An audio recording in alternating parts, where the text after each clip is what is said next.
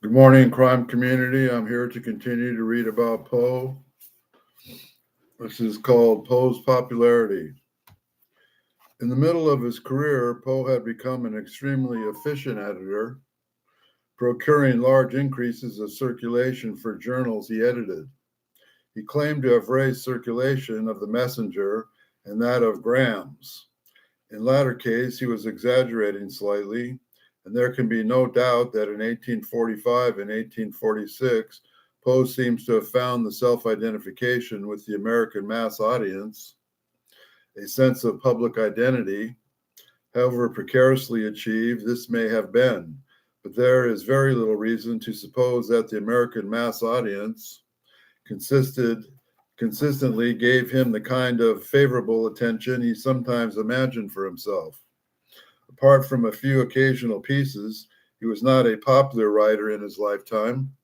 One reason was given by G.R. Graham, Poe's most sympathetic employer, when he was said that the character of Poe's mind was of such an order as not to be very widely in demand. The class of educated mind which he could readily and profitably address was small, and this statement by Graham about Poe's comparative popularity has a great deal of authority. Graham, as Wilson Carviat points out, had a systematic method of estimating the popularity of American writers from the extent for which their work was reprinted from his own magazine into the Western and Southern journals, which sent him exchange copies. He related his rate of pay to the writer's estimated popularity on a sliding scale ranging from $2 to $12 a page. And it is significant that after Poe ceased to be editor and was usually paid $4 a page for his contributions to Graham's, not very far from the bottom of the scale. Of course, as Edmund Wilson says, Poe succeeded in selling almost all he wrote in the insipid periodicals of his day, and this, while not popularity, was certainly not failure.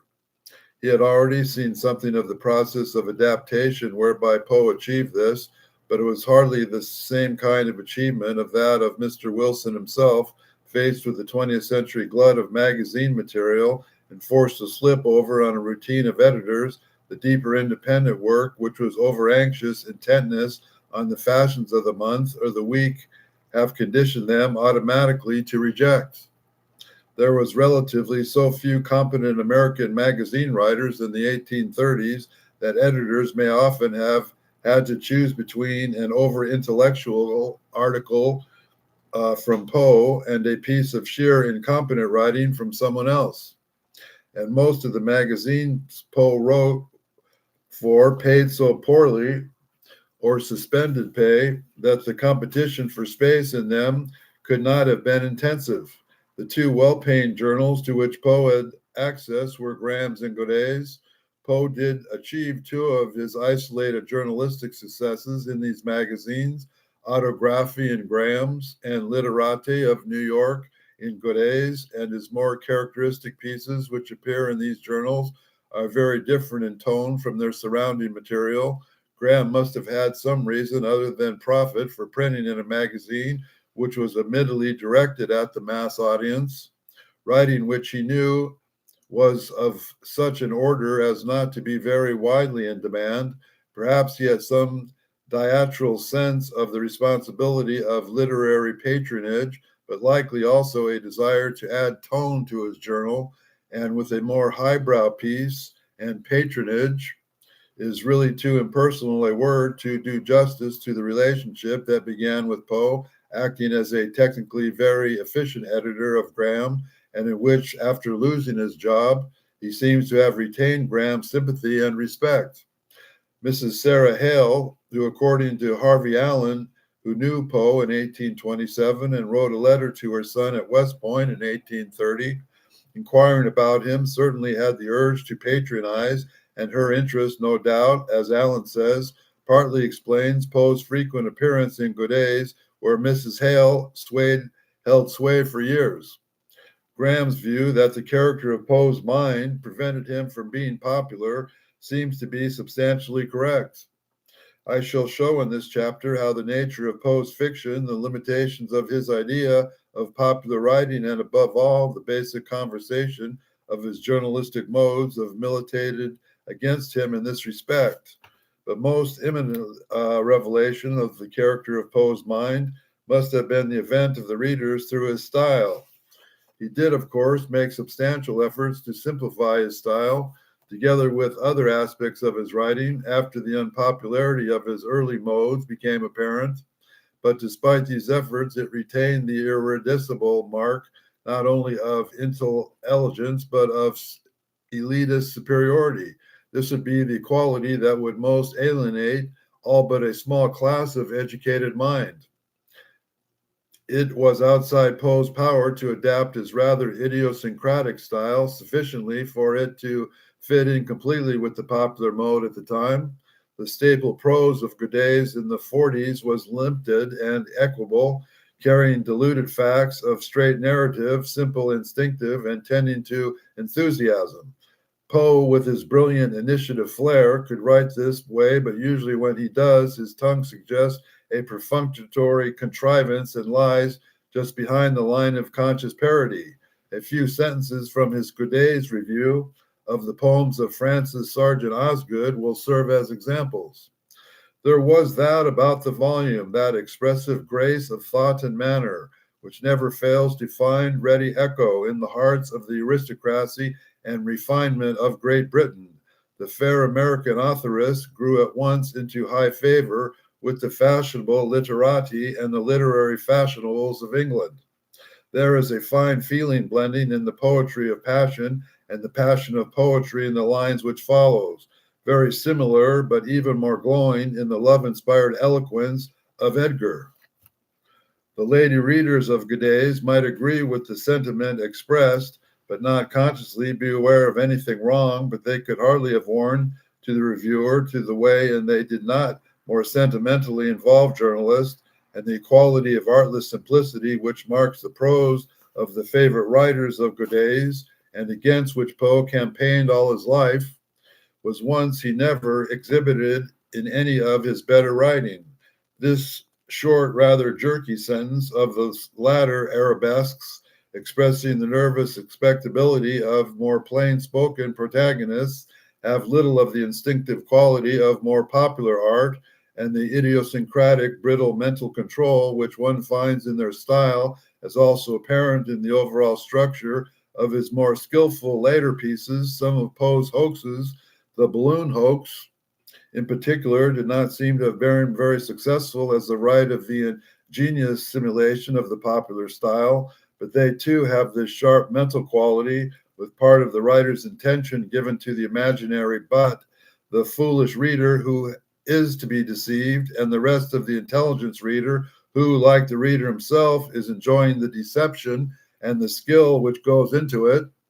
And one cannot really call the success of a hoax popularity, because the mode does not, once the truth is out, draw the reader to the author, and did the modes of typical 19th century mass journalism. The popularity of Poe's fiction. We have seen from the advice given to Poe when he was trying to publish the Tales of the Folio Club that his early fictional modes was not in tune with the mass audience tastes. Despite the adaptations of mode and style, his later fiction does not seem to have much increased his popularity. Killis Campbell confirms that he was not known as a fiction writer in his lifetime. The exact size of the small edition of Tales of the Grotesque and Arabesque, printed in 1840, is in dispute. It is certainly not the record of the literary success of the time, when the first edition of the novel by Cooper used to consist of 5,000 copies, and it shows that, however much Poe may have admired by the few who understood and appreciated him, the particular genius was as yet caviar to the vulgar. And it is significant that the publishers of his 1845 volume of Tales, God E.A. Duchenek, was attuned to the mass audience. To make the selection of tales for the volume, one must not underestimate the considerable modification of his style and subject matter between 1839 and 1845, whereby Poe set out to win recognition from the mass audience, but the amount of adaptation possible from a man the character of whose mind was, in Graham's words, of such an order as not to be very widely in demand, was limited.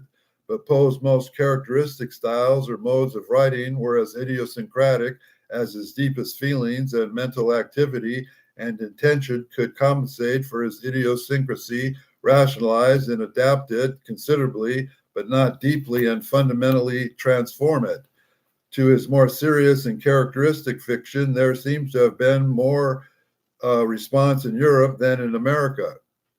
Poe was his own best publicist on such matters, listing his British press notices for J.M. Field to publish in his St. Louis Daily Revel of 1846 and sending a clipping to his friend T.H. Shivers saying, "You will be pleased to see how they appreciate me in England." He mentioned his fairly favorable Blackwood's review quite nonchalantly in January 1845, the attention being paid to him in France equally qualified or equal that in England. No doubt this foreign praise was instrumental in drawing a favorable review from the New American Review. If nothing from the older established American journals, Poe was ironic about a reviewer from the North American Review who, after differentially acknowledging the just done to Poe by the Revue Française and the Revue des Mondes, as claimed that his own journal was restrained from doing the same only by Poe's invincible spirit of antagonism.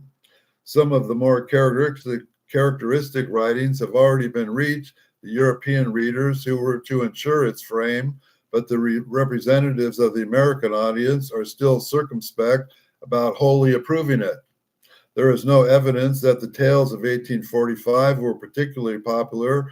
They apparently sold well enough to justify the publishers in putting out an edition of Poe's poems. He was not successful in his plan for another edition of the tales in his lifetime. His critical savagery and the rumors of his weakness for drink were the only things that impressed the wider audience, preparing the ground for the biographic study in depraving, which R.W. Griswold added to his edition of the works. So we know that Griswold tried to destroy Poe, so this is kind of debatable. Two distinct factors seem to be involved in the failure of Poe's fiction to become popular in its own right: his theory of popularity and his restricted view of fiction. So we're going to leave that for today, and we're going to talk about one more thing that is debatable. What is a Temu trinket? Here's a Temu trinket. Can you see it? It's a 1972 VW with the 53 on the sides. Do you know what that's about? That's me. That's me. I'm Herbie the Love Bug. I was in this car when they did the commercial for Herbie that was shown in all the theaters across the country. And they told me on the set, they're going to kill you in that car, Steve. And they tried to. But we're not going to discuss that because that's all in my memoirs, which I've already read on this channel and deleted. So if you missed it, that's the way it goes. So if you think there's any truth and like to what I'm saying here, please like and subscribe and have a nice day.